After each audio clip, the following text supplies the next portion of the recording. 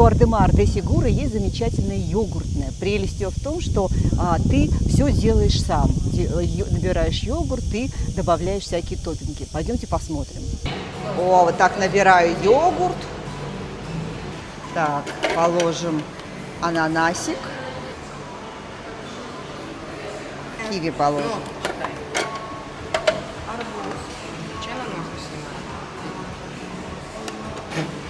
Так, и орешки.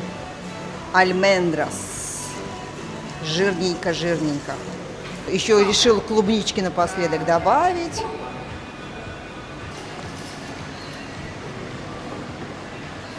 Сколько же будет стоить? 5 евро.